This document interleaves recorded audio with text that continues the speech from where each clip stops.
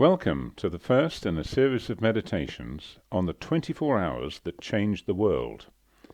The events that took place in a backwater of the Roman Empire were so momentous that 2,000 years later, 2 billion people claim allegiance to the principal character in this drama. The scene opens in Jerusalem, where Jesus had been a notable public figure for 5 days, teaching an uncompromising message in the temple courts, with people flocking to hear him. Each evening it is probable that he returned to the village of Bethany, where he would have been staying with his friends, Martha, Mary, and Lazarus. This evening was different. He was meeting with his 12 followers to share the Passover meal at the upper room in Jerusalem. The Passover was a shared meal to celebrate the divine mission by which the Jewish people were rescued from slavery in Egypt in about 1500 BC. This deliverance was at the cost of the firstborn males of the Egyptians. The Jews, however, were to sacrifice and eat a lamb along with unleavened bread prior to their hurried escape from Egypt. This was the beginning of the events that led to the establishment by God of a covenant with the Jews, in which he would be their God and they would obey his laws. The problem was that the standard was too high, and neither the Jews nor anyone else had been able to meet the standard of life that God expects. There was a need for a new covenant that did not depend on human moral goodness. So began the event, so significant and beloved of painters down the centuries, the Last Supper. And through it all, and throughout the following day, there was a sense of a mighty celestial drama being enacted. Everything was predestined, and everything must happen according to the prophecies given by God hundreds of years before in the Old Testament books. The Gospel writers list 10 occasions when the events taking place over the next 24 hours had to take place that the Scriptures might be fulfilled. But there was a snake in the grass, a traitor, a man eaten up by the desire for money and disillusioned with the demands of being a disciple of Christ. His name was Judas Iscariot, and his betrayal of Jesus has gone down in the annals of infamy to this day. He knew that the Jewish religious leaders were jealous of Jesus, hated him, and wanted to get him killed.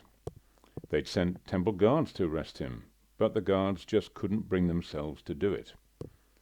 Judas had agreed with the chief priests to receive a large sum of money if he could tip them off as to when it would be possible and safe to arrest Jesus.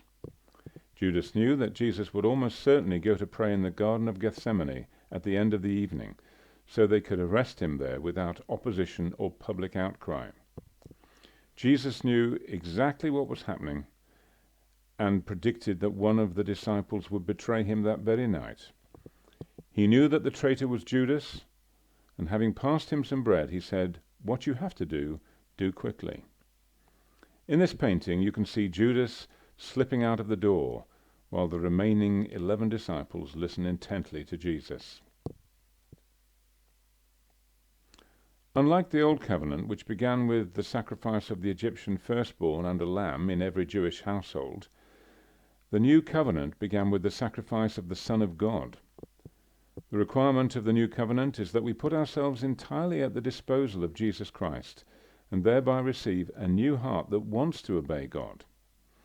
Jesus explained to his disciples that he was enacting a new covenant for the human race, and that it would be achieved through his own violent death, my body and my blood.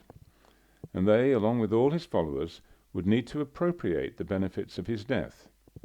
They would do this, among other forms of expression, by eating and drinking bread and wine as a remembrance of his death. Once Judas Iscariot had left, the clock was ticking.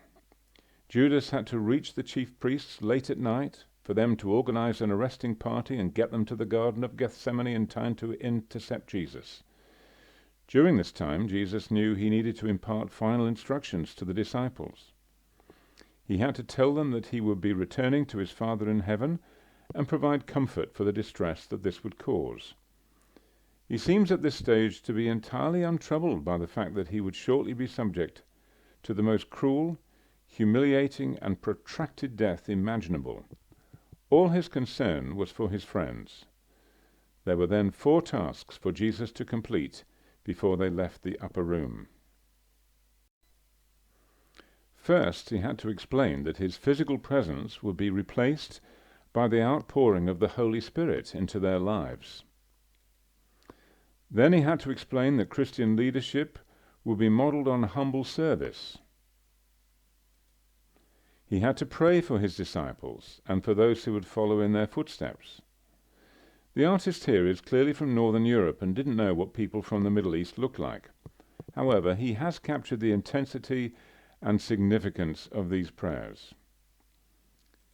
And finally, they would sing a hymn together, probably one of the Psalms. And so ended part 1 of this divine drama.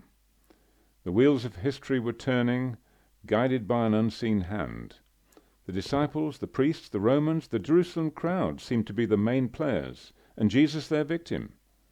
In fact, Jesus was the only one who knew beforehand that this was his destiny, his to embrace. That he did so, despite the cost, is the ground of hope for the human race.